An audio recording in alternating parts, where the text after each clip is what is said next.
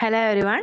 അപ്പോൾ നമ്മുടെ general sociology എന്ന് പറഞ്ഞതിനകത്ത് വുമൻസിന് അവരുടെ അവകാശങ്ങൾ എങ്ങനെയാണ് നേടിയെടുത്തത്, അതിനുവേണ്ടി അവർ നടത്തിയ പോരാട്ടങ്ങളെ കുറിച്ചൊക്കെയാണ് നമ്മൾ കഴിഞ്ഞ ക്ലാസ്സിൽ പറഞ്ഞത്. ഇനി ആന്റി കാസ്റ്റ് മൂവ്മെന്റ്സ് എന്ന് പറയുന്ന ഒരു കോൺസെപ്റ്റും കൂടെ നമുക്ക് പഠിക്കാനുണ്ട്. അതും എക്സാമിന് വരുന്നൊരു ക്വസ്റ്റ്യൻ ആണ് കേട്ടോ. Explain the role of anti caste movements എന്ന് പറഞ്ഞത്.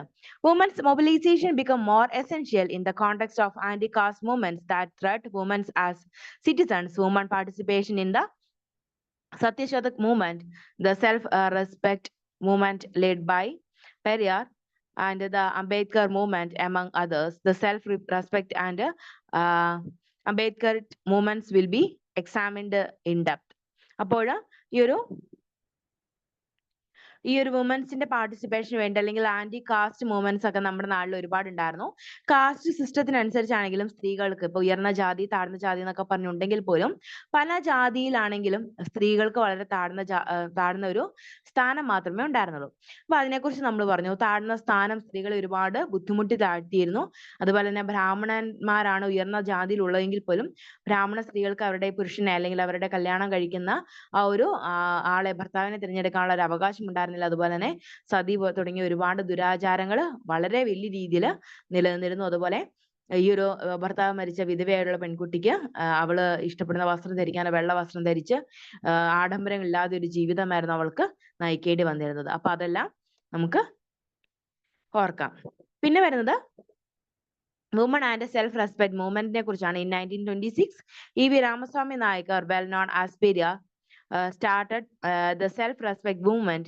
Even in the force of glaring inequalities like caste, the self-respect movement remained at the heart of nationalist rhetoric. The valued the nation of preserving national unity. Periyar questioned everything the upper caste held scared, including the nation and varnashrama dharma. അപ്പോൾ ഈ ഒരു women's and self respect movement എന്ന് പറയുന്നത് ഓർത്തിരിക്കുക. Self respect movement ഈ ഒരു 1926 ഉണ്ടാക്കിയത്. E V Ramaswamy നായക്കറുടെ ഒരു നേതൃത്വത്തിലാണ് ഉണ്ടായിരുന്നത് എന്നുകൂടെ ഓർത്തിരുന്നാൽ മതി. Each varna is required to practice a specific profession and adhere to certain social as well as caste inequalities that were systematically practiced in the name of religion and God, resulting in the fundamental critique of Brahminical authority and a resolutions denouncing Hindu religion's appearance, Vedas, Shastras, and Puranas for legitimating the caste system. They decided to challenge the Brahmins' power by refusing to use Brahmin priests for religious rights. അപ്പൊ അത് വുമൻസിന്റെയും self respect മൂവ്മെന്റുമായിട്ട് അടിസ്ഥാനപ്പെടുത്തി തന്നെയാണ് ഇവിടെ വരുന്നത്. വർണ്ണ സിസ്റ്റത്തെ കുറിച്ചാണ് കേട്ടോ പറയുന്നത്. വർണ്ണ സിസ്റ്റം എന്ന് പറയുന്നത് എന്താണെന്ന് അറിയാലോ അല്ലെ? ബ്രാഹ്മണര്, ക്ഷത്രിയര്, വൈശ്യര്, ശൂദ്രര് എന്നിങ്ങനെയുള്ള ബ്രാഹ്മണിക്കൽ ഒരു സിസ്റ്റം ഉണ്ടായിരുന്നു, അല്ലെങ്കിൽ ഒരു വർണ്ണ സിസ്റ്റം ഉണ്ടായിരുന്നു. ആ ഓരോ വർണ്ണത്തിൽപ്പെട്ട ആളുകൾക്കും ഓരോ തൊഴിൽ നമ്മൾ കൊടുത്തിരുന്നു. ആ തൊഴിലിൽ നിന്ന് മാറിപ്പോകാനോ അല്ലെങ്കിൽ അതല്ലാതെ വേറൊരു തൊഴിൽ ചെയ്യാനോ അവർക്ക് അനുവാദം ഉണ്ടായിരുന്നില്ല. പ്രത്യേകിച്ച് ബ്രാഹ്മണർക്ക് പ്രാർത്ഥനകളും വിദ്യാഭ്യാസം കൊടുക്കലും അല്ലെങ്കിൽ വേദങ്ങൾ പഠിപ്പിക്കലും ഒക്കെ ആയിരുന്നു അവരുടെ ഒരു തൊഴില്. പിന്നെ പൂജകൾ ചെയ്യുക, ഇതൊക്കെയായിരുന്നു ബ്രാഹ്മണരുടെ തൊഴില്. ക്ഷത്രിയരായിട്ടുള്ള ആളുകൾ യുദ്ധം ചെയ്യുക അല്ലെങ്കിൽ രാജ്യം സംരക്ഷിക്കുക, അങ്ങനെയുള്ള കാര്യങ്ങളായിരുന്നു ക്ഷത്രിയരായിട്ടുള്ള ആളുകൾ ചെയ്തത്. വൈശ്യർ എന്ന് പറയുന്നത് എന്താണ്? വളരെയധികം തൊഴിലുകൾ ചെയ്യുന്ന അല്ലെങ്കിൽ വ്യാപാരങ്ങൾ ചെയ്തിരുന്ന ആളുകളായിരുന്നു വൈശ്യര്. ശൂദ്രർ എന്ന് പറയുന്ന ഈ 3 വിഭാഗത്തിൽപ്പെട്ട ആളുകളെയും സേവിക്കാനുള്ളവരായിരുന്നു ശൂദ്രരായിട്ടുള്ള ആളുകൾ എന്ന് പറയുന്നത്. അപ്പൊ ഇങ്ങനെയുള്ള ആളുകൾക്ക് സ്പെസിഫിക് ആയിട്ടുള്ള ചില തൊഴിലുകൾ നമ്മൾ തന്നെ കൊടുത്തിരുന്നു. ആ തൊഴിലുകളിൽ നിന്ന് വ്യതിചലിക്കാൻ പാടില്ലായിരുന്നു. അതുപോലെ തന്നെ സ്ത്രീകളുടെ അവസ്ഥ എല്ലാ ജാതിയിലും വളരെയധികം മോശമായിരുന്നു. അതിൽ നിന്നൊക്കെയാണ് നമ്മൾ സെൽഫ് റെസ്പെക്ട് മൂവ്മെന്റും ഒക്കെ കൊണ്ടുവന്നത് കേട്ടോ. പിന്നെ issues and stake major areas of movement in intervention എന്ന് പറയുന്ന ഒരു കോൺസെപ്റ്റ് കൂടിയാണ്. അതിന്റെ ക്വസ്റ്റ്യൻ വരിക, write a note on issues to stake major areas of movement intervention എന്ന് പറയുന്ന ഒരു ക്വസ്റ്റ്യൻ ആണ് വരിക. By the early 1980s, the women movement and that taken many various paths and taken many different organizational structures. During this time, a multitude of magazines, journals, and other publications focused on the debate and women issues. Feminist Network, Adilya, Sabala, Sechana, the Pradibhai Chetna, Bhaja, Women's Voice and Street Sangrash were among the organizations. അതുപോലെ തന്നെ the formation of growth of women studies centers in universities, the research institutions was a linked phenomenon. The publication of the towards equality report, as we have seen, contradicted many of the assumptions about women's advancement in post-independence India. The analysis state the country to popular assumption women had not only not progressed but had actually regressed in several areas such as political engagement, sex ratios, and labor participation rates when compared to the colonial period. അപ്പോൾ അത് issues and stake major areas of movement intervention എന്ന് പറയുന്നത് ആ ഒരു രീതിയിൽ ഓർത്തിരിക്കാം. പിന്നെ violence become a political issue എന്ന് പറയുന്ന ഒരു കോൺസെപ്റ്റും കൂടി ഉണ്ട്. This was nothing that the AWGs were key in bringing the subject of domestic abuse against women to the forefront, the making it a political issue. This means that what had previously been considered personal issue of women's misfortune were reformed as a systematic and a structural issue. Abuse against women, especially when it occurs in the private domination of the family, has become to be recognized as a legitimate matter for public political section. Since while the victim of violence may be an individual, the structure that allows for it is steeped in power and has to be addressed. ഇനി campaigns against sexual violence എന്ന് പറയുന്ന ഒരു concept ഉണ്ട്. Sexual violence such as rape, sexual assault and workplace sexual harassment has been one of the key areas of ongoing activities and campaigns by women's movements under the banner of violence. Since the 1970s, rape has been a continuous issue in the feminist movement. Many organizations began emphasizing the sexual molestation of women activities by state police and armed personnel during the emergency period. In the post-emergency period, the issues of sexual violence as a tool of state repression was underlined in the statement. In the case of Mudra, sparked a new cost against sexual violence. Combines against sexual violence എന്ന് പറയുന്ന ഒരു കോൺസെപ്റ്റും കൂടെ നമുക്ക് വരാറുണ്ട്. ഈ ഒരു sexual violence എങ്ങനെയാണ് നമ്മൾ അഗേൻസ്റ്റ് ചെയ്യുന്നത്, നമ്മൾ എങ്ങനെയാണ് സെക്ഷൽ വയലൻസ് നിന്ന് നമ്മൾ പുറത്ത് എടുക്കാനായിട്ട് ശ്രമിക്കുന്നത്, ആ രീതിയിലുള്ള ക്വസ്റ്റ്യൻസും വരാറുണ്ട് അല്ലെ. പല രീതിയിൽ എല്ലാ ദിവസവും നമ്മൾ സെക്ഷലി വയലൻസിന് ഇടയാകാറുണ്ട്, അല്ലെങ്കിൽ ആ ഒരു സെക്ഷൽ വയലൻസ് നമ്മുടെ ആളുകളെല്ലാം, നമ്മുടെ പെൺകുട്ടികളെല്ലാം ഒരുപാട് സഹിച്ചിട്ടുണ്ടാവും. അപ്പൊ ഇതിന് അഗേൻസ്റ്റ് ആയിട്ട് നമ്മൾ പ്രവർത്തിക്കേണ്ടത് നമ്മൾ ഏറ്റവും അടുത്ത് തന്നെ ഇതിനെതിരെ ശക്തമായ പ്രതികരണങ്ങൾ അല്ലെങ്കിൽ പ്രവർത്തനങ്ങൾ തുടരേണ്ടതാണ്. അപ്പൊ അതിനെക്കുറിച്ചൊക്കെയാണ് കൃത്യമായിട്ട് പറയുന്നത്. നല്ല രീതിയിൽ നമുക്ക് ഈ ഒരു ലോകത്ത് ജീവിക്കണമെങ്കിൽ സെക്ഷൽ വയലൻസിനെതിരെ കൃത്യമായിട്ടുള്ള പ്രതിരോധ പ്രവർത്തനങ്ങൾ നമ്മുടെ ഭാഗത്ത് നിന്ന് തന്നെ ഉണ്ടാവണം. ഓക്കെ, അതിനുള്ള ഒരുപാട് മാർഗങ്ങൾ നമ്മൾ പറയുന്നുണ്ട്. ഒന്നാമത് എല്ലാ സ്കൂളുകളിലും നമ്മൾ ഇത്തരത്തിലുള്ള സെക്ഷൽ വയലൻസിനെ കുറിച്ചും നമ്മൾ ഗുഡ് ടച്ച്, ബാഡ് ടച്ച് തുടങ്ങിയ ഒരുപാട് കാര്യങ്ങളെ കുറിച്ച് നമ്മൾ ക്ലാസ്സുകൾ കൊടുക്കാറുണ്ട്. അതുപോലെ തന്നെ ആൺകുട്ടികൾക്ക് നമ്മൾ ഗേൾസിനോട് നല്ല രീതിയിൽ പെരുമാറേണ്ടതിന്റെ ആവശ്യകതയെക്കുറിച്ച് നമ്മൾ പഠിപ്പിച്ചു കൊടുക്കാറുണ്ട്. അതുപോലെ തന്നെ സോഷ്യൽ ക്യാമ്പയിൻസും കാര്യങ്ങളൊക്കെ നമ്മൾ നടത്തി വരാറുണ്ട്. അതുപോലെ തന്നെ വർക്ക് എൻവയോൺമെന്റിൽ ആണെങ്കിൽ പോലും നമ്മൾ, അതുപോലെ തന്നെ ഓർഗനൈസേഷനിലാണെങ്കിൽ പോലും ഓരോരോ ക്ലാസ്സുകൾ കൊടുക്കാറുണ്ട്. ഈ രീതിയിൽ നമ്മൾ ക്യാമ്പയിൻസ് നടത്തി സെക്ഷൽ വയലൻസിനെതിരെ നമ്മൾ പ്രവർത്തിക്കണം.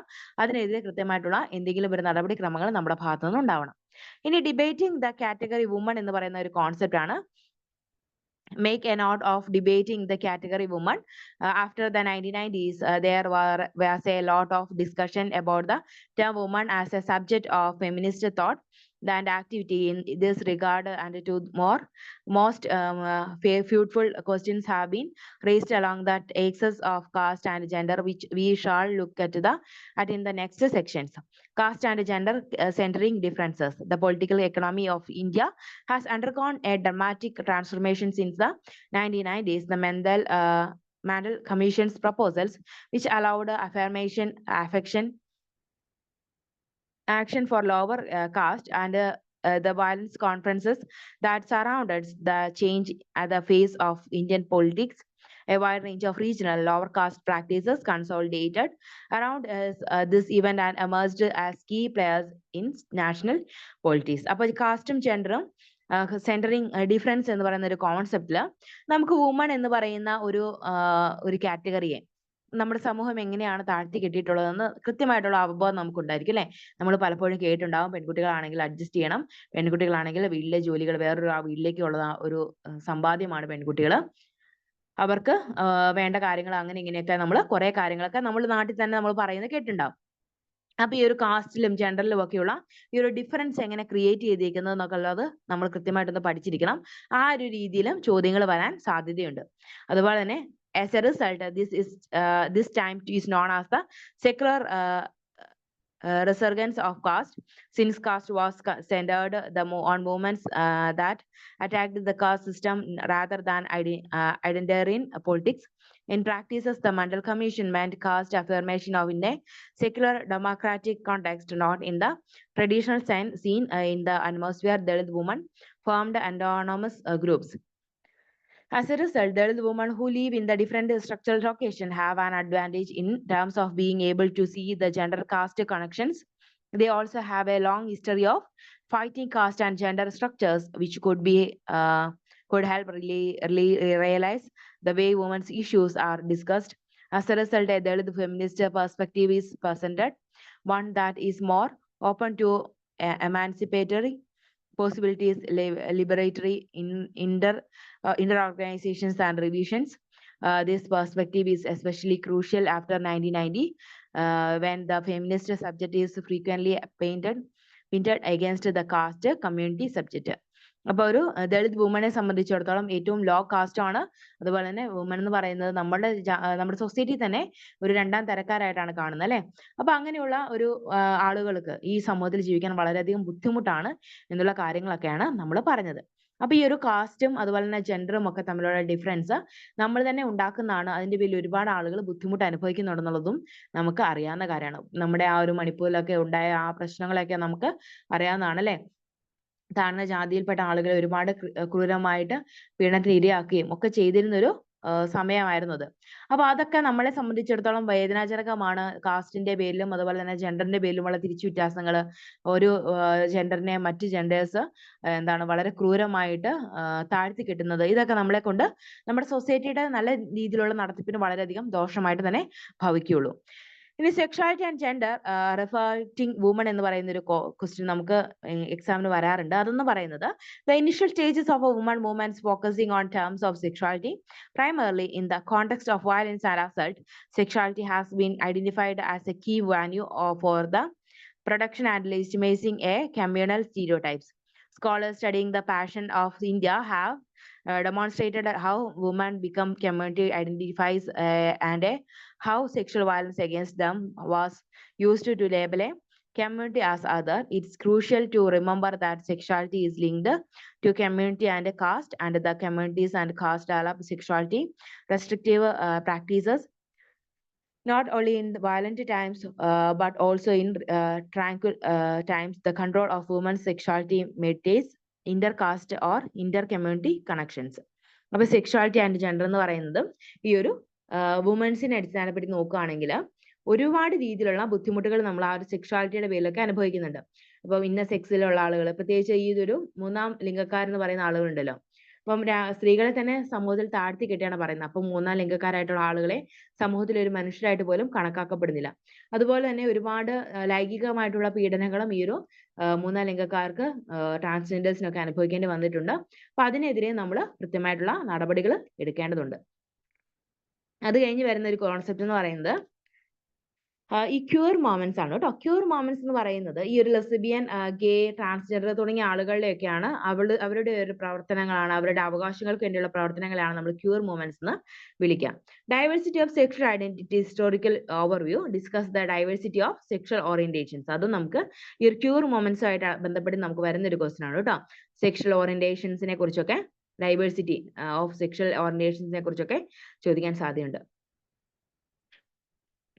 Historically, the term cure was used to stigmate anyone who did not fit nearly into society, gender, and sexuality categories. However, movements that have worked to improve the situations of groups and persons who have been marginalized, oppressed, stigmatized, the discriminated against because of their gender, sexuality have reclaimed the term, while many studies have claimed the historical existence of communities and the diversity of attitudes towards them, we will attempt to trace the shifts in attitudes towards groups, the criminalization of non-straight penetrative sexual practices during the colonial period, the continuation of criminalization during the post-independence period, and the consolidation of these projects prejudice modernity of the, on the other hand, resulted in the formation of the discrete category of homosexuals as the distinct kind of group rather than the assumption and the sexual and gender transmission practices, whereas the any engage in. അപ്പോൾ ഈ ഒരു diversity of sexual identities എന്ന് പറയുന്നത് നമുക്കറിയാം, guys ആയിട്ടുള്ള ആളുകൾ ഉണ്ടാവും, അതുപോലെ തന്നെ ട്രാൻസ്ജെൻഡേഴ്സ് ആയിട്ടുള്ള ആളുകൾ ഉണ്ടാവും, അതുപോലെ തന്നെ നമുക്ക് അറിയാവുന്ന കുറച്ച് കാര്യങ്ങളാണ് ഈ ഒരു ലെസ്ബിയൻസ് ആയിട്ടുള്ള ആളുകളൊക്കെ ഉണ്ടാവും, ബൈസെക്ഷൽ ആയിട്ടുള്ള ആളുകൾ ഉണ്ടാവാം. ബൈസെക്ഷൽ എന്ന് പറയുന്ന ആൺകുട്ടികളോടും പെൺകുട്ടികളും ഒരേപോലെ താല്പര്യം തോന്നുന്ന ആളുകളെയാണ് നമ്മൾ ബൈസെക്ഷൽ ആയിട്ടുള്ള ആളുകൾ എന്ന് പറയുന്നത്. ഫോർ എക്സാമ്പിൾ പറയുകയാണെങ്കിൽ ആൺകുട്ടിയാണെങ്കിൽ അത് ആൺകുട്ടികളോടും, അയാൾക്ക് ആൺകുട്ടികളോടും അതുപോലെ തന്നെ പെൺകുട്ടികളോടും ഈക്വൽ ആയിട്ട് ഒരു സെക്ഷൽ താല്പര്യം ഉണ്ടാവാറുണ്ട്. അപ്പൊ അതാണ് ബൈസെക്ഷൽ ആയിട്ടുള്ള ആളുകൾ എന്ന് പറയുന്നത്. അപ്പൊ അത് നമുക്ക് വേണമെങ്കിൽ ഈ രീതിയിൽ sexual orientation, different type of sexual orientation എന്ന് പറയുമ്പോൾ ഹോമോസെക്ഷൽ ആയിട്ടുള്ള ആളുകൾ, പ്രത്യേകിച്ച് ഗെയ്സ്, ലെസ്ബിയൻസ്, അതുപോലെ തന്നെ ബൈസെക്ഷൽ ആയിട്ടുള്ള ആളുകൾ, ട്രാൻസ്ജെൻഡേഴ്സ്, ഇതുവരെയൊക്കെ നമുക്ക് ഉൾപ്പെടുത്തി നമുക്ക് എക്സാമിന് ആൻസർ എഴുതാൻ പറ്റുമേ. അതുപോലെ തന്നെ while this type of categories lead to the stigmatization of gay people, it also served as the foundation of modern queer movements. Queer movement in India have had a grapple with problems such as queerness and Western import. Is it a vital component of Indian culture? Organization around queer issues has also had to grapple with the question of how others access, such as caste and gender, reflect the experiences of queerness, terminology argument, and how terms like queer sexual monitoring and counter heteronormative have consequences for organizing as well as semantics. In India, the 1990s are the watershed point of anti-heteronormative movements. This is when history are written and the movement's birth is reorganized. The phrase counter heteronormative refers to a range of political declarations that question heteronormative and the institution of monogamous patriarchal marriage, either implicitly or overtly. അപ്പം ഈ ഒരു കാര്യം, ഈ ഒരു cure movements എന്ന് പറയുന്നത് ഈ ഇത്തരത്തിലുള്ള ലെസ്ബിയൻസും അതുപോലെ തന്നെ ബൈസെക്ഷൽ ഒക്കെ ആളുകളുടെ ഒരു മൂവ്മെന്റ്സ് ആണെന്ന് ഓർത്തിരുന്നാൽ മതി. അത് വെച്ച് നമുക്ക് വേണമെങ്കിൽ ആൻസറുകൾ കൃത്യമായിട്ട് എഴുതാനായിട്ട് സാധിക്കും. അതുപോലെ തന്നെ നമുക്ക് വേറെ വരുന്ന ക്വസ്റ്റ്യൻസ് ആണ്, ക്യൂർ മൂവ്മെന്റ്സിനെ കുറിച്ച് പറഞ്ഞല്ലോ. അതുപോലെ തന്നെ ഈ ഒരു colonial and post-colonial period criminalization and consolidation എന്ന് പറയുന്ന ഒരു കോൺസെപ്റ്റ് ഉണ്ട്. The arrival of colonialism making a beginning of the period in which same-sex sexualities were officially stigmatized, criminalized. Colonial officials laughed at the reform agenda and with it the process of change all the came to be considered as contradictory to the Christian ideal of monogamous heterosexual male-headed family from often by the forces of law through section 377 of the Indian Penal Code. The British criminalized sodomy, example non-heterosexual of even non-pure vaginal intercourse. അപ്പോൾ ഈ colonial and post colonial period എന്ന് പറയുന്നത് ഈ ഒരു criminalisation and consolidation എന്ന് പറയുന്ന ഒരു കോൺസെപ്റ്റില് നമുക്കറിയാം പണ്ട് കാലം തൊട്ടേ നമ്മൾ സ്ത്രീകളെ ഒരുപാട് അടിച്ചമർത്തിയിരുന്നു. അപ്പം ആ ഒരു കാലഘട്ടത്തിൽ പ്രത്യേകിച്ച് സ്വാതന്ത്ര്യത്തിനൊക്കെ മുമ്പായിരുന്നപ്പോൾ സ്ത്രീകൾക്ക് മാറുമറിക്കാനുള്ള അവകാശമില്ലായിരുന്നു. അതുപോലെ തന്നെ ഈ ഒരു സതി പോലെയുള്ള ആചാരങ്ങൾ, ദുരാചാരങ്ങളൊക്കെ ഒരുപാട് ഉണ്ടായിരുന്നു. വിധവകൾക്ക് പുനർവിവാഹത്തിനുള്ള അവകാശമില്ലായിരുന്നു. അങ്ങനെ ഒരുപാട് പ്രശ്നങ്ങൾ ഉണ്ടായിരുന്നു. പിന്നീട് കൊളോണിയൽ ഇന്ത്യയിൽ ഒരുപാട് സ്ത്രീകൾ സമരമുറകളുമായിട്ട് മുന്നോട്ട് വരികയും അവർ അടുക്കളയിൽ നിന്ന് രംഗത്തേക്ക് വരികയും ഒരുപാട് അവരുടെ അവകാശങ്ങൾക്ക് വേണ്ടി പ്രസംഗിക്കാൻ തുടങ്ങുകയൊക്കെ ചെയ്തു. അതിന് ഒരുപാട് വിദേശ വിദ്യാഭ്യാസം നേടിയിട്ടുള്ള നവോത്ഥാന നായകന്മാർ ഒരുപാട് അവരെ സപ്പോർട്ട് ചെയ്യുകയും ചെയ്തു. അങ്ങനെ ക്രമേണയാണ് ഇന്ത്യയിൽ സ്ത്രീകൾക്ക് വേണ്ടിയിട്ട് ഒരു കൃത്യമായിട്ടുള്ള പ്രാതിനിധ്യം കൊണ്ടുവരികയും സ്ത്രീകളുടെ അവകാശങ്ങൾക്ക് വേണ്ടി ആളുകൾ പറയാൻ തുടങ്ങുകയൊക്കെ ചെയ്തത്.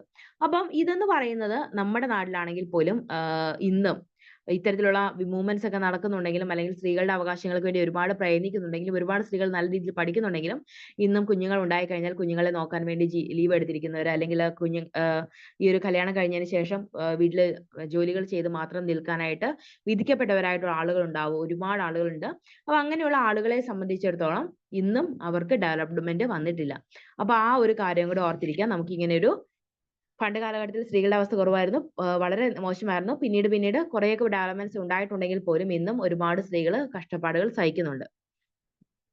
പിന്നെ standards with the queer movements organisation forms and strategies എന്ന് പറയുന്ന ഒരു കോൺസെപ്റ്റ് നമുക്ക് പഠിക്കാനുണ്ട്. Discuss standards within the queer movements and also identify organisation forms and strategies എന്ന് പറയുന്ന ഒരു കോൺസെപ്റ്റ് ഉണ്ട്. Given the diversity of queer individuals with organisation organised along caste, class, gender, and other lines, and the term queer of counter heteronormative begin a political concept in which an attempt has been made to promote solidarity. There is a no single homogeneous movement. Lesbian women, for example, have discussed how their challenges differ from those of metropolitan homosexual men, since discrimination based or sexual orientations is compounded by patriarchal oppression. അപ്പോൾ ഈ ഒരു discuss standards within the queer movements and also identified organisation forms of strategies എന്ന് പറയുന്നത് cure മൂവ്മെന്റ്സിനെ കുറിച്ച് നമ്മൾ കൃത്യമായിട്ട് ഓർത്തിരിക്കുക. അതുപോലെ തന്നെ ആർട്ടിക്കിൾ 377 എന്ന് പറയുന്നത് ഒന്ന് ഓർത്തിരിക്കുക കേട്ടോ. ഈ ഒരു 377 ആണ് ക്യൂർ ആയിട്ടുള്ള ആളുകളെ അല്ലെങ്കിൽ ഈ ഒരു ക്യൂർ മൂവ്മെന്റ്സിനെ ഒരുപാട് സപ്പോർട്ട് ചെയ്യുന്ന അല്ലെങ്കിൽ ഈ ഒരു പല വർഗത്തിൽപ്പെട്ട അല്ലെങ്കിൽ പല ജെൻഡറുകളിലുള്ള ആളുകളെ സപ്പോർട്ട് ചെയ്യുന്ന ഒരു ആർട്ടിക്കിൾ ആണ് ആർട്ടിക്കിൾ 377. അത് ഓർത്തിരിക്കുക. പിന്നെ വരുന്നത് ഈ ഒരു ക്യൂർ മൂവ്മെന്റ്സിന്റെ ഭാഗമായിട്ട് ലെസ്ബിയൻസിനെയും അതുപോലെ തന്നെ ഗേസ് ആയിട്ടുള്ള ആളുകൾ ഒരുപാട് അത്തരത്തിലുള്ള ഡിഫറെന്റ് ജെൻഡറിൽപ്പെട്ട ആളുകളുടെ അവകാശങ്ങൾക്ക് വേണ്ടി നമ്മൾ ഒരുപാട് ലോസ് ഒക്കെ ഉണ്ടാക്കാനായിട്ട് തുടങ്ങി. പ്രത്യേകിച്ച് നമ്മുടെ നാട്ടിൽ ഈ ഇടയ്ക്കൊക്കെയാണ് അല്ലെ ഈ ഒരു ആൺകുട്ടി തമ്മിലുള്ള വിവാഹമൊക്കെ ലീഗലായിട്ട് എടുക്കാനായിട്ട് തുടങ്ങിയത്. നമ്മൾ ആ ഒരു ഭർത്താവ് ഭാര്യ എന്ന് പറയുന്ന ഒരു കോൺസെപ്റ്റിൽ നിന്ന് പങ്കാളി എന്ന് പറയുന്ന ഒരു കോൺസെപ്റ്റിലേക്ക് തന്നെ നമ്മൾ മാറാനായിട്ടും തുടങ്ങി. അപ്പൊ അങ്ങനെ ഒരുപാട് മാറ്റങ്ങൾ ഉണ്ടായിട്ടൊരു ഒരു കാലം കൂടിയാണ് നമ്മുടെ ഈ ഒരു പ്രസന്റ് ആയിട്ടുള്ള ഒരു സന്ദർഭം എന്ന് പറയുന്നത്. പക്ഷെ ഇന്നും ഒരുപാട് ആളുകളെ ഈ ഒരു ജെൻഡർ വ്യത്യാസത്തിന്റെ പേരിൽ കളിയാക്കലുകൾ അവർ നേരിട്ടിട്ടുണ്ട്. അപ്പൊ അത് കൂടാതെ തന്നെ വേറൊരു കാര്യം എന്ന് പറയുന്നത് ഈ ട്രാൻസ്ജെൻഡേഴ്സ് ആയിട്ടുള്ള, അതായത് പുരുഷന്മാരെ സ്ത്രീകളായിട്ടുള്ള ആയി മാറിയപ്പോൾ അവരെ ഒരുപാട് ആളുകൾ കളിയാക്കാനായിട്ട് തുടങ്ങിയിട്ടുണ്ട്. കാരണം എന്താണെന്ന് വെച്ച് കഴിഞ്ഞാൽ അവരുടെ ഒരു ഫിസിക്കൽ അപ്പിയറൻസും അതുപോലെ തന്നെ അവരുടെ പെരുമാറ്റ രീതി നടത്തമൊക്കെ ചെറിയ രീതിയിലുള്ള വ്യത്യാസങ്ങൾ ആളുകൾക്ക് തോന്നുകയും അത് അവര് എടുത്തു പറയുകയും ആ ഒരു രീതിയിൽ കളിയാക്കലുകൾ ഏറ്റുവാങ്ങുകയൊക്കെ ചെയ്ത ഒരു സന്ദർഭമൊക്കെ നമുക്ക് കാണാനായിട്ട് സാധിക്കും. പക്ഷേ സ്ത്രീകള് പുരുഷന്മാരായിട്ട് ജെൻഡർ വ്യത്യാസം വന്നിട്ട് പുരുഷന്മാരായിട്ട് മാറിയ ആളുകൾക്ക് അത്രത്തോളം വലിയ ബുദ്ധിമുട്ടുകളൊന്നും സഹിക്കേണ്ടി വന്നില്ല. അപ്പൊ പ്രത്യേകിച്ച് നമ്മള് പുറത്തുനിന്ന് നോക്കുന്ന ഒരാൾക്ക് ഒരു സ്ത്രീ പുരുഷനായിട്ട് മാറിയിട്ടുണ്ടെങ്കിൽ അത് പെട്ടെന്ന് ഐഡന്റിഫൈ ചെയ്യാനായിട്ട് സാധിച്ചെന്ന് വരില്ല. പക്ഷെ ചില പെൺകുട്ടികളായിട്ട് അവർ മാറിയിട്ടുണ്ടെങ്കിൽ ട്രാൻസ്ജെൻഡേഴ്സ് ആയിട്ട് മാറിയിട്ടുണ്ടെങ്കിലും പെട്ടെന്ന് അത് ഐഡന്റിഫൈ ചെയ്യാനായിട്ട് സാധിക്കും. അപ്പൊ ആ ഒരു രീതിയിലുള്ള വ്യത്യാസങ്ങളൊക്കെ ഇത്തരത്തിലുള്ള മൂന്നാം ജെൻഡറുകാർക്ക് അല്ലെങ്കിൽ മൂന്നാം ലിംഗക്കാർക്ക് ഒരുപാട് സഹിക്കേണ്ടി വന്നിട്ടുണ്ട്. അപ്പൊ അതൊക്കെ ഒന്ന് ഓർത്തിരിക്കാം. പിന്നെ അർബൻ LGBT ക്യൂർ ഗ്രൂപ്പ്സ് എന്ന് പറയുന്ന ഒരു കോൺസെപ്റ്റ് ഉണ്ട്. അർബൻ സൊസൈറ്റിയിലുള്ള ഇത്തരത്തിലുള്ള ക്യൂർ ഗ്രൂപ്പ്സിനെ കുറിച്ചാണ് പറയുന്നത്. some of the first organized queer LGBT groups, LGBT എന്ന് പറയുന്നത് അറിയാലോ അല്ലെ, ലെസ്ബിയൻസ്, ഗേ, ബൈസെക്ഷൽ, ട്രാൻസ്ജെൻഡേഴ്സ് അവരാണ് കേട്ടോ LGBT എന്ന് പറയുന്ന ഷോർട്ട് ഫോമിൽ അറിയപ്പെടുന്നത്. LGBT groups began to metro cities like Mumbai and Delhi, as we saw in the section of the history of the movements. While in Mumbai, Ashok Kavi and the journal he founded, Bombay Dust, spreaded the organization for a long time, and later through the founding of the Humsafar Trust with the attempt to build social spaces as well as intervene in sexual health issues. Along with this, Mumbai has seen the emergence of diverse groups of lesbian women since the mid 1990s, many of whom having been politicalized as feminists through the autonomous women group of the 1980s, among them were Stree Sangham and others. അപ്പോൾ ഈ ഒരു LGBT എന്ന് പറയുന്ന groups ഒക്കെ പ്രധാനമായിട്ട് പണ്ട് കാലങ്ങളിൽ ഈ മുംബൈ, ഡൽഹി പോലെയുള്ള സ്ഥലങ്ങളിലേക്കായിരുന്നു പൊയ്ക്കൊണ്ടിരുന്നത്. പ്രത്യേകിച്ചും നമ്മുടെ നാട്ടിലൊക്കെ ഇത്തരത്തിലുള്ള മൂന്നാം ലിംഗക്കാരാണെന്ന് പറയുമ്പോൾ ഈ വീട്ടുകളിൽ നിന്ന് അവരെ അടിയടിച്ച് പിണ്ടം വെക്കുകയും അല്ലെങ്കിൽ അവരെ വീട്ടിൽ നിന്ന് ഓടിച്ചു വിടുകയും അല്ലെങ്കിൽ അവരെ ഉപേക്ഷിക്കുകയൊക്കെ ചെയ്തിരുന്ന ഒരു കാലഘട്ടം ഉണ്ടായിരുന്നു. അല്ലെങ്കിൽ അവരെ നിർബന്ധിച്ച് ജെൻഡർ മാറാനായിട്ട്, ഇപ്പൊ ആൺകുട്ടിയായിട്ട് പിറന്നൊരു കുട്ടിയാണെങ്കിൽ അവൻ സ്ത്രീ ആവുന്നതിൽ നിന്ന് കമ്പൽ ചെയ്ത് അവനെ പുരുഷനായിട്ട് നിലനിർത്തുന്ന ഒരു സമ്പ്രദായമൊക്കെ അവിടെ നമ്മുടെ ഇന്ത്യയിൽ ഉണ്ടായിരുന്നു. അപ്പൊ അങ്ങനെ വന്നു കഴിഞ്ഞപ്പോൾ ഇന്ത്യയിലുള്ള ആളുകൾക്ക് ഭയങ്കരമായിട്ട് എങ്കില് നമ്മുടെ കേരളത്തിലുള്ള ആളുകൾക്ക് ഒരുപാട് ബുദ്ധിമുട്ടുകൾ ഉണ്ടാവുകയും അവര് ഇങ്ങനെ പല പ്രദേശങ്ങളിൽ നിന്ന് ആളുകൾ മെട്രോപൊളിറ്റൻ സിറ്റികളിലേക്ക് താമസം മാറുകയും അല്ലെങ്കിൽ ഒളിച്ചോടി പോവുകയൊക്കെ ചെയ്തിട്ടുണ്ട്. പ്രത്യേകിച്ച് നമ്മൾ ട്രെയിനിലൊക്കെ നോർത്ത് ഇന്ത്യയിലേക്കൊക്കെ ട്രാവൽ ചെയ്യുവാണെങ്കിൽ നമുക്ക് പെട്ടെന്ന് ആ ഡിഫറൻസ് അറിയാൻ പറ്റും. നമ്മൾ ഈ ഒരു സ്റ്റേറ്റ് സൗത്ത് ഇന്ത്യ കടന്നു കഴിയുമ്പോഴായിരിക്കും കൂടുതലായിട്ട് ഈ ഒരു മൂന്നാലിംഗക്കാര് പ്രത്യേകിച്ച് ട്രാൻസ്ജെൻഡേഴ്സ് ഒക്കെ വന്ന് ഇങ്ങനെ ട്രെയിനിലൊക്കെ കയറി പൈസയൊക്കെ ചോദിക്കുന്നത് നമ്മൾ കണ്ടിട്ടുണ്ടാവും. ഈ ഡൽഹിയിലേക്കും അതുപോലെ തന്നെ മുംബൈയിലേക്കൊക്കെ യാത്ര ചെയ്യുമ്പോൾ ഇത്തരത്തിലുള്ള ഒരുപാട് ഈ മൂന്നാലിംഗക്കാരെ നമുക്ക് കാണാനായിട്ട് സാധിക്കും. അപ്പൊ അങ്ങനെയുള്ള ആളുകളൊക്കെ വളരെയധികം കൂടുതലാണ് ഈ ഒരു മുംബൈ അതുപോലെ തന്നെ ഈ ഒരു ഡൽഹി പോലെയുള്ള സ്ഥലങ്ങളിൽ. പക്ഷെ ഇന്ന് നമുക്ക് പെൺകുട്ടികൾക്കാണെങ്കിലും ആൺകുട്ടികൾക്കാണെങ്കിലും ട്രാൻസ്ജെൻഡേഴ്സ് ആയിട്ടുള്ള ആളുകളാണെങ്കിൽ നമ്മുടെ ഇന്ത്യയിൽ പലയിടത്തും ഇപ്പൊ കേരളത്തിലാണെങ്കിൽ പോലും ജീവിക്കാനുള്ള ഒരു അവസരം നമുക്ക് ഉണ്ടാക്കിയെടുക്കാനായിട്ട് സാധിക്കുന്നുണ്ട്. പിന്നെ organization of MSMs and kothi എന്ന് പറയുന്നൊരു കോൺസെപ്റ്റ് ഉണ്ട്. അർബൻ ഓർഗനൈസേഷൻ ദാറ്റ് വാസി now did not organize low cost class males and who had sex with males. Even the smaller cities, these sectors frequently had their own distinct spaces, but they were not sexually usually affiliated with the more metropolitan LGBT groups. Ironically, through the finance politics of HIV/AIDS prevention, these groups become organized and mobilized as part of the greater gay movements in Delhi and Mumbai. Organizations such as the NAS Foundation and the Hume Suffer Trust pioneered work with lower class MSMs and transgender people. അപ്പോൾ ഈ organisation of MSMs എന്ന് പറയുന്നത് ഒന്ന് just ഓർത്തിരിക്കാം. പിന്നെ sex വർക്കേഴ്സിനെ കുറിച്ച് നമ്മളിവിടെ പറയുന്നുണ്ട്. Sex workers as sexual minorities unionization and organization എന്ന് പറയുന്ന ഒരു concept. While MSMs Khotis have primarily been organized around male-owned individuals, the mobilization of sex workers have been dominated by female-born individuals as reorganized by HIV/AIDS prevention programs and high risk and so marked for intervention as they the previous organization. This one might be considered as an unintended result of the sponsored HIV/AIDS control the prevention efforts. അപ്പൊ ഈ sex വർക്കേഴ്സിനെ കുറിച്ച് sexual മൈനോറിറ്റീസിനെ കുറിച്ച് കൃത്യമായിട്ട് ഒന്ന് ഓർത്തിരുന്നാൽ നല്ലതായിരിക്കും. കാരണം sex workers എന്ന് പറയുന്നത് എത്രത്തോളം നമുക്കറിയാം ഈ ഒരു ട്രാൻസ്ജെൻഡേഴ്സിന്റെ ഇടയിലും അതുപോലെ തന്നെ ഈ ഒരു ഗെയ്സ് അതുപോലെ തന്നെ ഈ ലെസ്ബിയൻസ് അതുപോലെ തന്നെ ഒരുപാട് ആളുകൾ ഉണ്ടാവാം. അപ്പൊ ഈ ട്രാൻസ്ജെൻഡേഴ്സ് ആയിട്ടുള്ള ആളുകൾ കൂടുതലായിട്ട് സെക്ഷൽ വർക്കുകൾ അല്ലെങ്കിൽ സെക്സ് വർക്ക് ചെയ്യുന്ന ആളുകളായിരിക്കും കൂടുതൽ ഉണ്ടാവുക. അപ്പൊ പണ്ട് കാലഘട്ടത്തിൽ അവർക്ക് ഭയങ്കര ബുദ്ധിമുട്ടായിരുന്നു. അവർക്ക് മറ്റു ജോലികളൊന്നും അവരെ കൊണ്ട് ചെയ്യിക്കാനായിട്ട് സമൂഹം അനുവദിച്ചിരുന്നില്ല. മറ്റാരും അവർക്ക് ജോലി കൊടുക്കാത്തതുകൊണ്ട് അവരുടെ ആ ഒരു കഷ്ടപ്പാട് കൊണ്ട് അവർ ചിലപ്പോൾ ആ ഒരു രീതിയിൽ മറ്റു സെക്സ് വർക്കിനൊക്കെ ആയിരിക്കും പോയിക്കൊണ്ടിരുന്നത്. പക്ഷെ ഇന്ന് നമ്മൾ സമൂഹം ഒരുപാട് മാറിയിട്ടുണ്ട്. പല ആളുകളും ഈ ഒരു ട്രാൻസ്ജെൻഡേഴ്സിന് ഒരുപാട് ജോലികൾ ഓഫർ ചെയ്യുന്നുണ്ട്. ഇന്ന് പക്ഷേ അത്തരത്തിലുള്ള ഈ ഒരു സമൂഹത്തിന്റെ ദുരന്തമായിട്ടുള്ള അവസ്ഥ കാരണം അല്ലെങ്കിൽ ആളുകൾ അവരെ അംഗീകരിക്കാത്ത കാരണം പലപ്പോഴും നീചമായിട്ടുള്ള ജോലികൾ ചെയ്യാനായിട്ട് അവർ വിധിക്കപ്പെട്ടിട്ടുണ്ട്. അപ്പൊ അതും കൂടെ നമുക്ക് ഓർത്തിരിക്കാം. പിന്നെ വരുന്നൊരു ക്വസ്റ്റ്യൻ ആണ്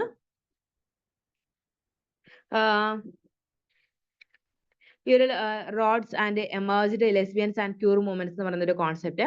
within the queer movements the idea of gender has been a hotly debated topic. Lesbian women and their handships as well as their objectives are invisible within the greater LGBT movement. One of the key reasons for this has been noted as the beginnings of politics in the context of HIV/AIDS intervention. Lesbian women's issues have remained marginalized within the queer movement since they were never considered high-risk groups or group criminalized by Section 377. അപ്പോൾ ആ ഒരു roads and emerged lesbian and queer movements എന്ന് പറയുന്ന ഒന്ന് ഓർത്തിരിക്കാം. Queer movements വന്നത് നമ്മൾ ആ ഒരു സ്ത്രീകളുടെ അവകാശങ്ങൾക്ക് വേണ്ടി നമ്മൾ പോരാടി ഒരു അവകാശങ്ങളൊക്കെ നമ്മളിലേക്ക് പതുക്കെ പതുക്കെ വന്നു തുടങ്ങി. പക്ഷേ ട്രാൻസ്ജെൻഡേഴ്സിന് വേണ്ടി പെരുമാറാനോ അവരുടെ അവകാശങ്ങൾക്ക് വേണ്ടി പ്രവർത്തിക്കാനോ ആരുമില്ലാത്തൊരവസ്ഥ ഉണ്ടായിരുന്നു പണ്ട് കാലങ്ങളിൽ. പിന്നീട് ലെസ്ബിയൻസ് ആയിട്ടുള്ള അല്ലെങ്കിൽ ഈ ഒരു LGBT തന്നെയുള്ള ആളുകൾ അവരുടെ ഫോർമേഷൻ ഓർഗനൈസ് ചെയ്യുകയും അവരുടെ അവകാശങ്ങൾക്ക് വേണ്ടി നിരന്തരം നിലകൊള്ളുകയും ചെയ്തതിന്റെ ഫലമായിട്ടാണ് ക്യൂർ മൂവ്മെന്റ്സ് ഉണ്ടായത്. അതിന്റെ ഫലമായിട്ട് ഒരുപാട് വ്യത്യാസങ്ങൾ നമ്മുടെ സൊസൈറ്റിയിൽ ഉണ്ടാവുന്നതിന് കാരണമായിട്ടുണ്ട്. അതുപോലെ തന്നെ ഒരുപാട് ഓർഗനൈസേഷൻസ് ഒക്കെ നല്ല രീതിയിൽ ഗേൾസിന്റെ അല്ലെങ്കിൽ ഈ ട്രാൻസ്ജെൻഡേഴ്സിന്റെ അവരുടെ ഉന്നമനത്തിന് വേണ്ടി പ്രവർത്തിക്കാൻ തുടങ്ങിയിട്ടുണ്ട്. അതുപോലെ തന്നെ ജെൻഡർ സോഷ്യലൈസേഷൻ എന്ന് പറയുന്നതും അതിൽ നിന്ന് ഒരു ക്വസ്റ്റ്യൻ വരാൻ സാധ്യതയുണ്ട് കേട്ടോ. Write a note on gender socialisation എന്ന് പറയുന്നത്. സോഷ്യലൈസേഷൻ എന്ന് പറയുന്നത് നമുക്കറിയാലോ, സാമൂഹികവൽക്കരണമാണ്. നമ്മൾ എങ്ങനെയാണ് നിലനിൽക്കേണ്ടത്, നമ്മൾ ഏത് രീതിയിലാണ് പ്രവർത്തിക്കേണ്ടത്, നമ്മൾ സമൂഹത്തിൽ എങ്ങനെ പെരുമാറണം തുടങ്ങിയ കാര്യങ്ങളെല്ലാം നമ്മൾ പഠിക്കുന്നത് സോഷ്യലൈസേഷനിലൂടെയാണ് അല്ലേ. ഒരു പെൺകുട്ടിയോ ആൺകുട്ടിയോ ആവട്ടെ, അവർ നമ്മുടെ സമൂഹവുമായിട്ട് ഇടപെടുന്നത് മൂലമാണ് അവർ നമ്മുടെ സമൂഹത്തിൽ എങ്ങനെ ജീവിക്കേണ്ടതെന്ന് മനസ്സിലാക്കിയെടുക്കുന്നത്. അതേസമയം പണ്ടൊക്കെ നമ്മളൊരു വാർത്ത കേട്ടിട്ടുണ്ടാവും, ഒരു ചെന്നായകളുടെ ഇടയിൽ പെട്ടുപോയ ഒരു കുട്ടി ചെന്നായകളെ പോലെ തന്നെ കൂവുകയും അല്ലെങ്കിൽ അതുപോലെ തന്നെ നടക്കുകയും 4 കാലിൽ നടക്കുകയും ഒക്കെ ചെയ്യാനായിട്ട് തുടങ്ങിയ ഒരു കാര്യം നമ്മൾ പത്രങ്ങളിൽ കണ്ടിട്ടുണ്ടാവാം. അപ്പൊ അതെന്ന് പറയുന്നത് ആ ഒരു സോഷ്യലൈസേഷൻ പ്രോസസ്സ് അവിടെ നടക്കാത്തത് കൊണ്ടാണ് ആ കുട്ടി ചെന്നായകളെ പോലെ പെരുമാറാൻ തുടങ്ങിയത്. കാരണം നമ്മൾ ആ സമൂഹത്തിൽ നമ്മൾ ജനിച്ചു വീഴുമ്പോഴേ നമുക്ക് അത്രയും അറിവും കാര്യങ്ങളൊന്നുമില്ല. നമ്മൾ ആ സമൂഹം എങ്ങനെയാണ് പെരുമാറുന്നത്, നമ്മുടെ മാതാപിതാക്കൾ എങ്ങനെയാണ് പെരുമാറുന്നത്, കൂട്ടുകാർ എങ്ങനെയാണ് പെരുമാറുന്നത്, ആ ഒരു രീതി അനുസരിച്ചായിരിക്കും അല്ലെ നമ്മുടെ സ്വഭാവം രൂപപ്പെടുന്നത് അല്ലെങ്കിൽ നമ്മുടെ രീതികൾ രൂപപ്പെടുന്നത്. അപ്പം നമ്മൾ ജനിച്ചപ്പം മുതൽ നമ്മുടെ വീട്ടുകാരുടെ കൂടെ അല്ലെങ്കിൽ നമ്മുടെ കൂട്ടുകാരുടെ കൂടെ നമ്മൾ ടൈം സ്പെൻഡ് ചെയ്തപ്പോൾ അവരുടെ കുറെ സ്വഭാവ രീതികളൊക്കെ നമ്മളിലേക്ക് വന്നു. ആ രീതിയിലാണ് മനുഷ്യന്മാരെ പോലെ പെരുമാറാനായിട്ട് നമ്മൾ ശ്രമിക്കാൻ തുടങ്ങിയത്. അപ്പൊ അങ്ങനെയുള്ള ഒരു അവസ്ഥയില്ലെങ്കിൽ നമ്മൾ ശരിക്കും മനുഷ്യരെ പോലെ അല്ല പെരുമാറുക, മൃഗങ്ങളെ പോലെ ആയിരിക്കും. മൃഗങ്ങളുടെ കൂടെ ജീവിച്ചു കഴിഞ്ഞാൽ മൃഗങ്ങളെ പോലെ ആയിരിക്കും നമ്മൾ പെരുമാറാൻ തുടങ്ങുക. അപ്പൊ ജെൻഡർ സോഷ്യലൈസേഷൻ എന്ന് പറയുന്നത്, socialisation is the process through which children is the society are addressed, handled, treated, clothed, regulated, and through how to act in order to be a part of the society. People go through this process in diverse ways. One of the socialized based on their gender. This is referred to gender socialization, gendering or gender introduction in gender, sex and sexuality. Gender socialization is the process of learning gender roles with the support of social against such as family and the media. Gender socialization refers to the process of forming peoples into proper men and women by the application of rules and laws. അപ്പം ഈ ഒരു കാര്യം കൂടെ ഓർത്തിരിക്കുക. നമ്മൾ ഈ ഒരു gender socialisation എന്ന് പറയുന്നത് നമ്മുടെ ജീവിതത്തിന്റെ പ്രധാനപ്പെട്ട കാര്യമാണ്. ഇപ്പൊ ആൺകുട്ടികൾ കരയാൻ പാടില്ല, പെൺകുട്ടികളാണ് അടങ്ങി ഒതുങ്ങിയിരിക്കണം, ഒച്ചയിൽ സംസാരിക്കാൻ പാടില്ല തുടങ്ങിയ ഒരുപാട് കാര്യങ്ങൾ നമ്മുടെ സമൂഹം നമ്മൾമേൽ കെട്ടിയേൽപ്പിച്ചിട്ടുണ്ട് അല്ലേ. അപ്പൊ അതൊക്കെ അനുസരിച്ചാണ് നമ്മൾ ജീവിക്കാനായിട്ട് വിധിക്കപ്പെടുക. അപ്പൊ നമ്മുടെ ആൺകുട്ടികൾ എങ്ങനെയാണ് പെരുമാറുന്നതെന്നനുസരിച്ചായിരിക്കും നമ്മുടെ ആൺകുഞ്ഞുങ്ങളൊക്കെ വളർന്നു വരിക, ആൺകുട്ടികളൊക്കെ വളർന്നു വരിക. അതുപോലെ തന്നെ അമ്മമാര് അതുപോലെ തന്നെ സ്ത്രീകൾ പെരുമാറുന്ന കണ്ടിട്ടായിരിക്കും പെൺകുട്ടികളും വളർന്നു വരിക. അപ്പൊ ആ രീതിയിൽ സ്ത്രീകൾ ചെയ്യുന്ന പോലെയൊക്കെ പെരുമാറാനായിട്ട് പെൺകുട്ടികൾ തയ്യാറാവുകയും ആൺകുട്ടികളെ പോലെ പെരുമാറാൻ ആൺകുട്ടികൾ തയ്യാറാവുകയും ഒക്കെ ചെയ്യും.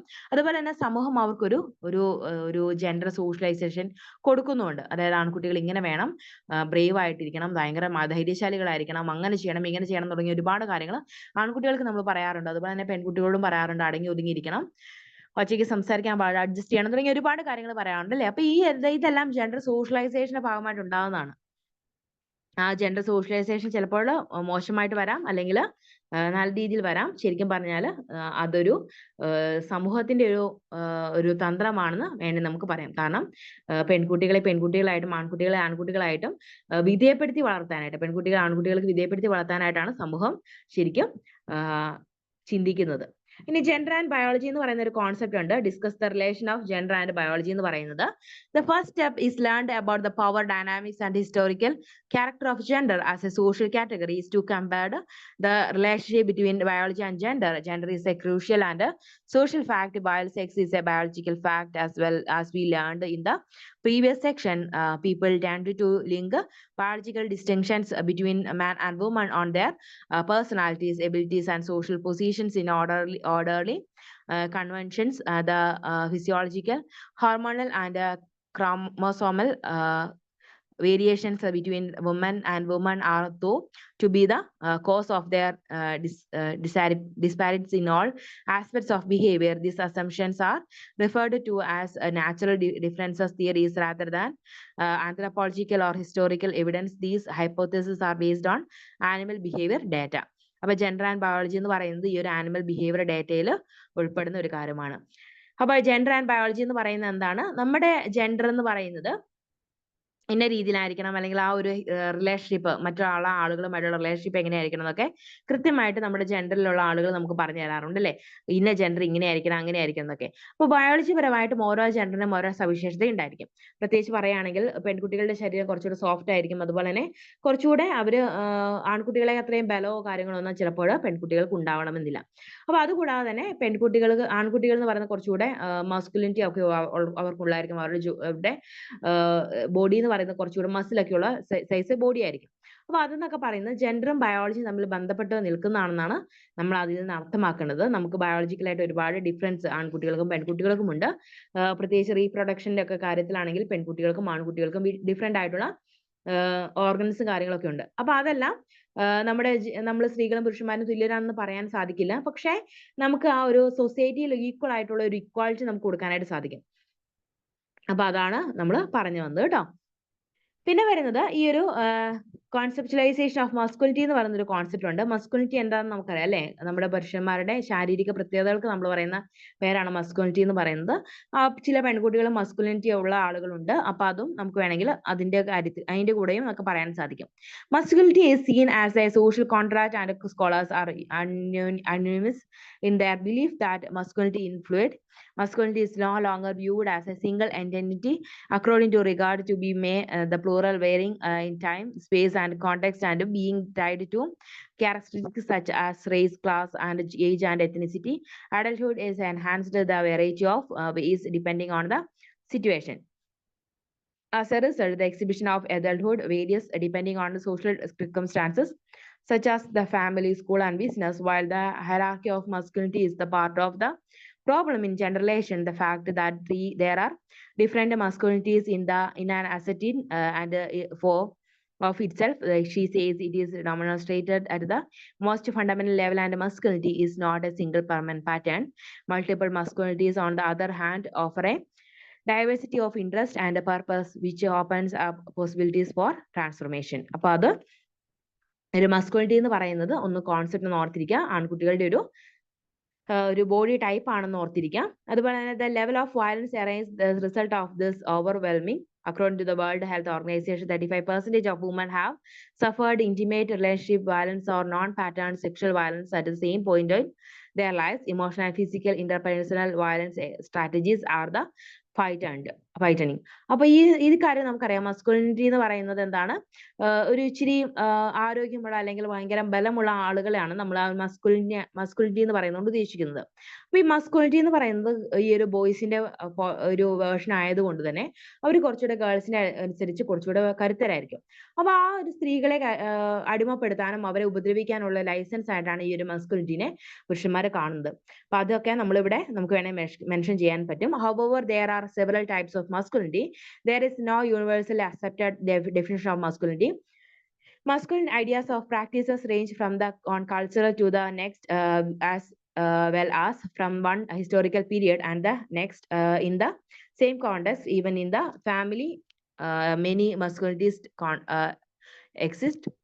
Young men nowadays often have different ideas about the masculinity and how to exhibit in than their friends and fathers. Studies of your people revival evidence of the diversity of masculinity, refusing the nation that the violent, aggressive masculinity in nature, natural or biologically established in boys. അപ്പോൾ ഈ ഒരു universally acceptable definition of masculinity എന്ന് പറയുന്നത് നമുക്ക് കൃത്യമായിട്ട് masculinity എന്താണെന്നുള്ള correct definition ഒന്നും നമ്മൾ പറഞ്ഞിട്ടില്ല. അങ്ങനെ കൃത്യമായിട്ട് ഡെഫിനിഷൻ ഒന്നുമില്ല. പക്ഷെ ഈ ഒരു മസ്കുലിനിറ്റി എന്ന് പറയുന്നത് ഈ ഒരു ബോയ്സിന്റെ അല്ലെങ്കിൽ ഒരു ആൺകുട്ടികളുടെ നേച്ചർ ആയിട്ട് നമുക്ക് പറയാം. അതുപോലെ തന്നെ പുരുഷന്മാരായിട്ടുള്ള ആളുകൾ അവരുടെ ശാരീരിക പ്രത്യേകതകൾ അവർക്ക് ചിലപ്പോൾ പാരമ്പര്യമായിട്ട് കിട്ടാറുമുണ്ട്. അപ്പം നമ്മുടെ പണ്ട് കാലഘട്ടങ്ങളിലൊക്കെ ഈ ഒരു അടിമത്തമൊക്കെ നിലനിന്നിരുന്ന കാലഘട്ടത്തിൽ ഭയങ്കരമായിട്ട് പ്രത്യേകിച്ചും ആഫ്രിക്കൻ ജനതയൊക്കെയാണ് അവർ അടിമകളായിട്ട് വിദേശ രാജ്യങ്ങളിലേക്കൊക്കെ കടത്തിപ്പെട്ടിരുന്നത്. അപ്പൊ അങ്ങനെയുള്ള ആളുകൾ വളരെ കരുത്തരായിട്ടുള്ള ആഫ്രിക്കൻ ജനതയെ കണ്ടാൽ തന്നെ നമുക്കറിയാലോ, ഭയങ്കരമായിട്ട് നല്ല ബോഡി ഉണ്ടാവും, ഭയങ്കര മസിലൊക്കെയുള്ള ഉയരമൊക്കെയുള്ള ആളുകളായിരിക്കും ആഫ്രിക്കൻ ജനത എന്ന് പറയുന്നത്. അപ്പൊ ഇങ്ങനെയുള്ള ആഫ്രിക്കൻ ജനതയിൽ നല്ല പൊക്കവും ആരോഗ്യവും അതുപോലെ തന്നെ മസ്കുലിനിറ്റി ഉള്ള ഒരുപാട് ഒരു ആണിനെ നമ്മൾ തിരഞ്ഞെടുത്തിട്ട് അത് ഒരു ആൺകുട്ടി ആ ഒരു ആണിനോട് ആ ആണിനെയൊക്കെ നമ്മൾ ഒരുപാട് അടിമപ്പണികൾക്ക് വേണ്ടിയിട്ട് യൂസ് ചെയ്തിരുന്നു. അപ്പൊ ഇത്തരത്തില് മസ്കുലിനിറ്റി എന്ന് പറയുന്നത് ഈ അടിമപ്പണികൾക്ക് അല്ലെങ്കിൽ കഠിനാധ്വാനങ്ങൾക്ക് വേണ്ടിയിട്ട് ഈ ഒരു അടിമകളെയൊക്കെ യൂസ് ചെയ്തിരുന്നപ്പോൾ ഈ മസ്കുലിനിറ്റി ഒക്കെ ഒരു പ്രധാനപ്പെട്ട ഘടകമായിട്ട് അവര് എടുത്തിരുന്നു. ഇനി ട്രാൻസ്ഫോർമേറ്റീവ് മസ്കുലിനിറ്റീസ് എന്ന് പറയുന്ന ഒരു കോൺസെപ്റ്റ് ഉണ്ട്. ട്രാൻസ്ഫോർമേറ്റീവ് മസ്കുലിനിറ്റീസ് എന്ന് പറയുന്നത് power according to the patriarchal masculinities in about dominance and control. This control can be exercised diversity through violence or indirectly through cultural attitudes and behaviors that place man over woman. It is wrong to abuse one's power over other. The patriarchal masculinities power over system makes a gender inequality between man and woman as well as hierarchies among males seem natural and acceptable. Of course, may additional causes and factors of social inequality contribute to power disparities between males. Not all males feel masculine privileged in the same way that not only all women experience gender inequality in the same way. These additional societal disparities feed the promote patriarchal masculinities, men who hold political and economic power as a result of their wealth, majority ethnic, racial identity, and or majority religious affiliation, as well as their masculine privilege, often feel entitled to the because patriarchal masculinity's power over system makes social inequality seem natural and normal. The masculinity as homophobia എന്ന് പറയുന്ന ഒരു concept ഉണ്ട്. The fear and or hate of some sex attraction is known as homophobia. Prejudice, discrimination, name calling, and the violence of common manifestation. Homophobia has a critical role in structuring the societal idea of adulthood. The dread of not being viewed as a real man dominates the societal definition of adulthood. When men are accused is of not being true man, they turn to violence to establish their adulthood. അപ്പോൾ masculinity as homophobia എന്ന് പറയുന്ന concept നമുക്ക് വേണമെങ്കിൽ എക്സാമിന് എഴുതി വെക്കാൻ സാധിക്കും.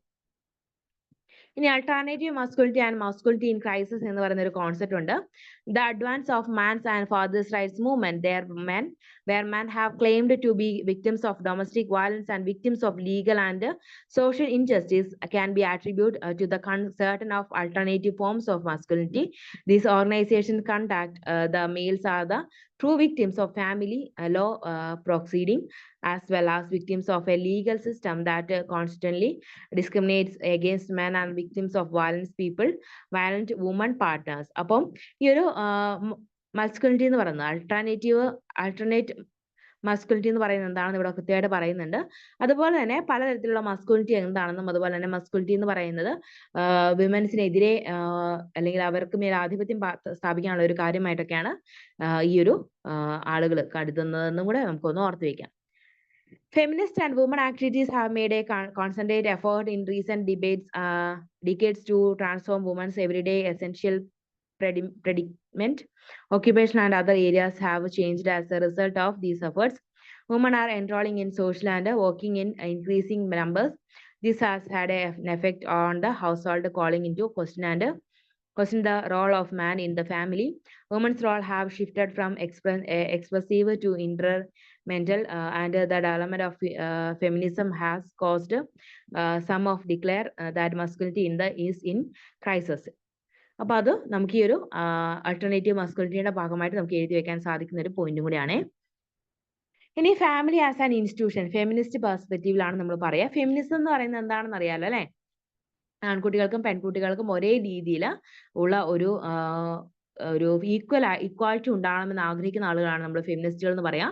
Feminist എന്ന് പറയുന്നത് ഗേൾസിനെ മാത്രം ഉദ്ദേശിച്ചുള്ള ഒരു ടേം അല്ല, അത് ബോയ്സിനെയും അല്ലെങ്കിൽ പുരുഷന്മാരെയും കൂടെ ഉദ്ദേശിച്ചുകൊണ്ടുള്ള ഒരു ടേം തന്നെയാണ് കേട്ടോ.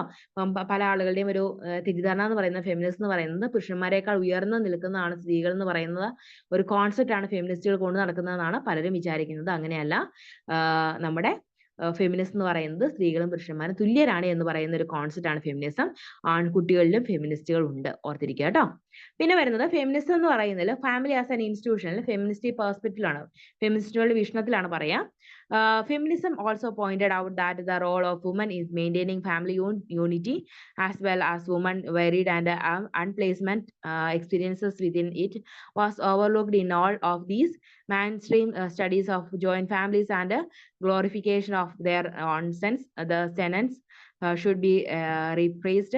They conducted that the context of kingship and family, the concept of bargaining power and negotiability is crucial. Most patriarchal kingship women, on the other hand, have restricted access to resource and almost no inheritance right or decisions making power inside the family and household. Women are seen as second-class citizens, considered as dependents, and their authority over their bodies is restricted by men. As a result, women is patriarchal homes had little options and bargaining leverage. Mainstream studies on kingship and family systems, which feminists brought up in their studies, did not give these facts any weight.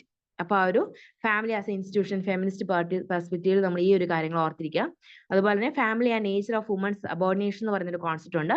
Woman have been dominated by family and kinship in the name of portraying families sanctity and the honor within the community, according to feminist writings, imposing limits on women's movements, perpetuating violence against them in the view of honor, discriminatory gender interdiction, the strong norm of gender division of labor and control over women's body and reduction and are the most visible elements of women's marginalization. Scholars examined the violence perpetrated on women in the name of family honor, demonstrating how the rationale of family honor reduce women and give men power over women's self and body.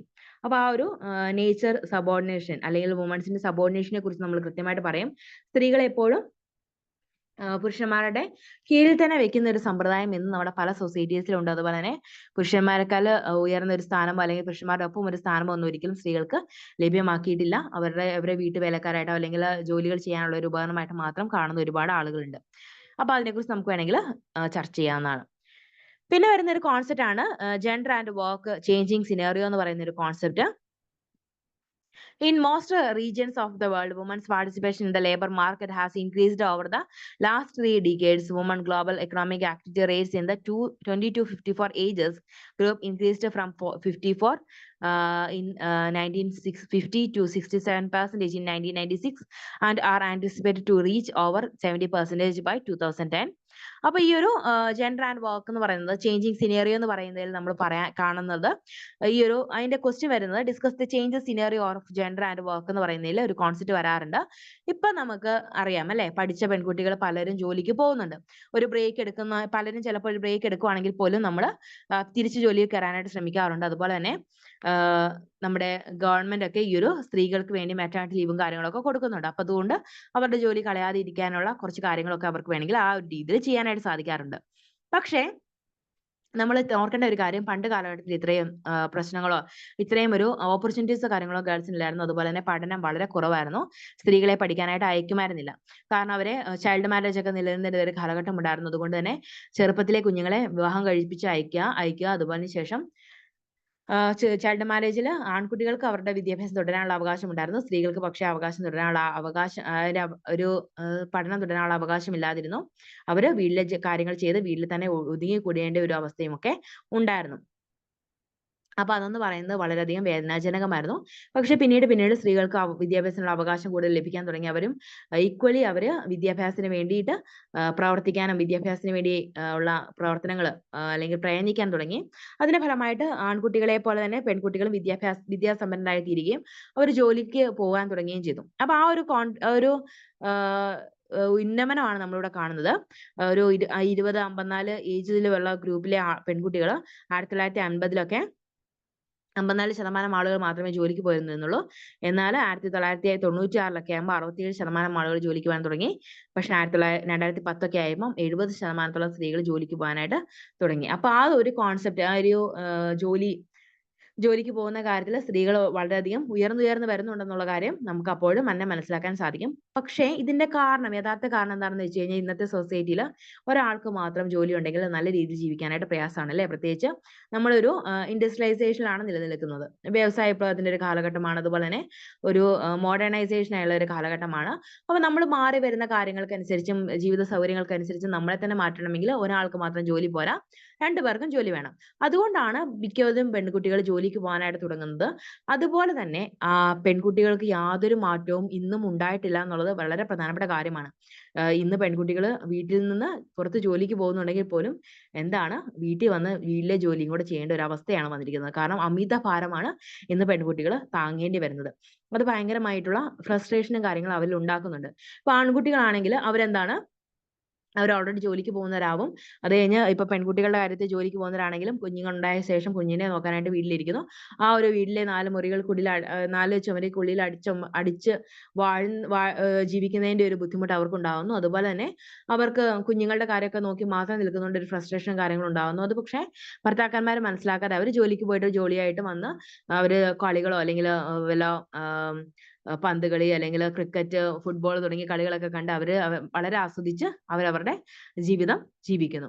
പക്ഷെ സ്ത്രീകളെ അപേക്ഷിച്ച് നോക്കുമ്പോൾ കുഞ്ഞിന്റെ കാര്യവും അതുപോലെ തന്നെ വീട്ടിലെ കാര്യങ്ങളെല്ലാം അവർ ചെയ്തുകൊണ്ടിരുന്ന് അവരുടെ ജീവിതം തന്നെ മടുത്തു പോകുന്ന ഒരു അവസ്ഥയിലേക്ക് അത് അവരെ കൊണ്ടുവന്ന് എത്തിക്കുക ചെയ്യുന്നത്. പക്ഷെ ഈ ഒരു അവസ്ഥ പലർക്കും മനസ്സിലാവുന്നില്ല. അതുകൊണ്ട് തന്നെയാണ് പോസ്റ്റ്മോർട്ടം ഡിപ്രഷനും അതുപോലെ തന്നെ ഒരുപാട് സ്ത്രീകൾ ആത്മഹത്യയുടെ വക്കിലേക്കൊക്കെ വാഴുകയും അവരുടെ ആ ഒരു ജീവിതം തന്നെ വെറുത്തു പോകുന്ന രീതിയിൽ അവര് പെരുമാറുകയൊക്കെ ചെയ്യുന്നത്.